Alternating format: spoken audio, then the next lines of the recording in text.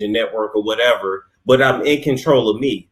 Why do you Right, think right. why do you think people are not satisfied with being independent, making a living, and you're good? To make a living doing what you love, that's a blessing. Why do you have to be super duper uber rich? I think that's another part of the control, mental control. Like they say, you have a slave mentality going around already anyway, where people were worshiping a white Jesus. So people are already tricked from church days into all type of stuff. So it's a lot of deception been going on ever since. So that's another deception. That's all that is. People are tricked into thinking they need a lawn. I'm gonna give you the concept to show you why people think like that. Okay. It's like having a lawn, a grass, just green grass in front of your yard. Why do you need a big green lawn in front of your yard? Do you need that?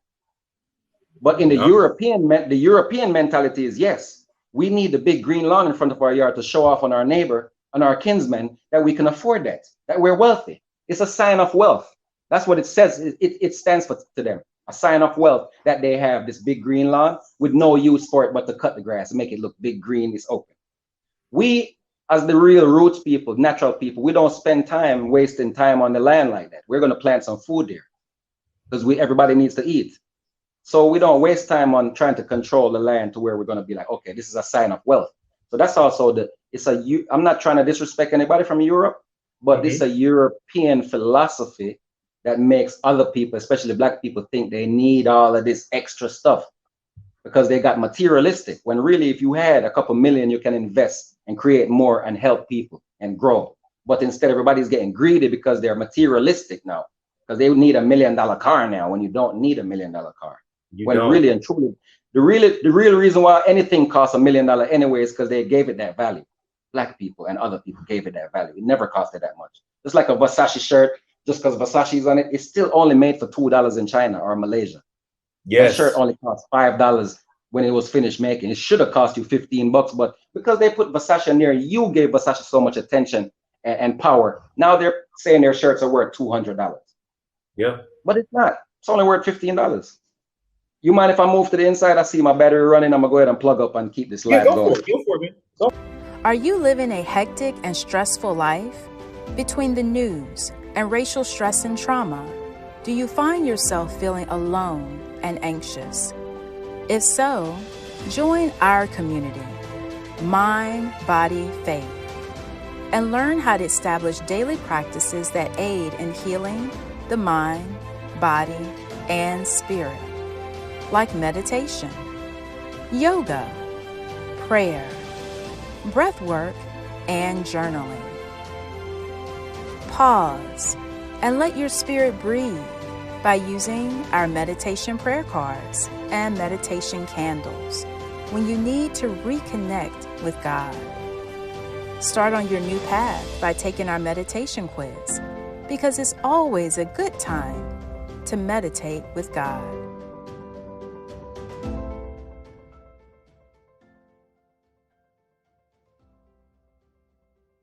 Currently, where can everybody go and find your music? You can find me on Spotify, iTunes, Apple Music, Amazon, YouTube. I mean, wherever you listen to music, you can find me. All you gotta do is pull up the name G-Terra. That's G-Terra. That's G-Terra. Yeah, man, reggae dancehall, hip hop artist, performing artist from Jamaica, Spanish Town. G-Terra, the one and only. The one and only. I'm the only one with that name. You know, I know everybody named Lil Durk or Lil this or Lil that or Lil Dookie and all that, but I'm G-Terra. See me straight up, G to the T-E-R-A. You have to check me out on your favorite music stores, Amazon, wherever you love it, Apple Music, Spotify. Definitely follow me on Spotify. Please do. Yes. Nice. I got some stuff for your playlist, for real. Some good reggae songs. If you like the faster paced dancehall, a little hip hop merger, little fusion with hip hop and dance, I got you. That's me all day. Nice. Okay, good. Because my people, they support, so they're gonna go and listen. They're gonna look at your videos. They're gonna be like, okay, we rocking with him. Look, I ain't gonna lie to you, G-Terra. If I have it my way, really all the independent artists can just come to me, and this is free promotion. Yeah, because I could tell you're loyal to your culture, man. You're a real person. That's why I'm surprised, because I gotta give my wife the Buddha bless like every day now, like like she really went through for me, because I would have never be honest with you, I never contacted you. It's just the way I am. I don't know what's wrong with me. I think I work so much on myself. I'm kind of like, maybe you're like that too in a sense. I don't know, but I'm more into like giving my time to people. People hit me up for stuff. So I'm here helping people all the time. So that's one of the reasons why I said that. I would have, of course, I hit you up, I dropped comments. I would have contacted you eventually, like just to say big up, but not for an interview or to connect like that. So I really respect her for thinking like that about me, because she knows my situation as an artist and thinks she respects it, how I stay independent and keep grinding. She sees how hungry I am, and that I never gave up on myself, even though I've never been a rich person. You know, I ain't never had no $1 million deal. I never sold no millions of records, you know. Shit, I doubt if I was, probably I sold up to, you know, I don't even know. Most of my stuff I sold was in mixtapes in the streets. So hey, that's how a lot of people get started. There's nothing to be ashamed of at all. No, I'm not ashamed at all, but I've survived from this. I paid my bills from music, and that's what makes me proud. I'm very proud because I've actually paid my bills over and over from it. Even when I'm on the edge of a struggle and barely cutting it, I still made it. And it's like, man, it's kind of like angelic almost. So it's like, I've been there, man. Like I really been here grinding the same way. So I just found out ways to better myself, and I kept performing live. That's one of my ways where I survived in the industry independent. I learned how to perform live, get myself published, and performance rights. Yes. I had to learn those ins and outs of the business, and that's how I survived in performing nonstop performing.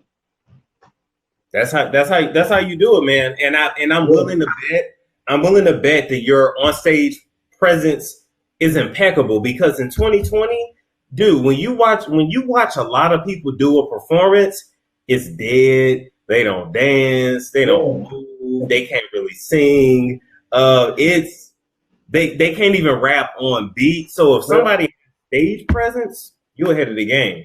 You know, they say niggas don't dance no more. All they do is this. That's what that's that's way back then. So that's what it is, you know. But yeah, we all about the culture, man. I love, you know, we all connected to Africa in some way as Nubian people.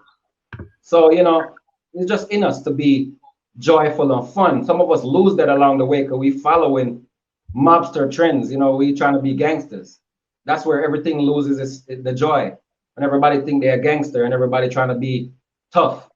Yes. Everybody want to be a tough guy, but really you're still a softie. No matter how much you want to be a tough guy, it takes one bullet to fly through your skull right here, to your eyeball and through the back of your head, and you're done for. I don't care how tough you are. I don't care how powerful you think you are. One bullet fly through your eyeball and the back of your skull is shattered, and you're out of here. Oh, you're lucky if you survive. You might be pissing and shitting in a bag if you survive. So the tough guy shit is just not worth it.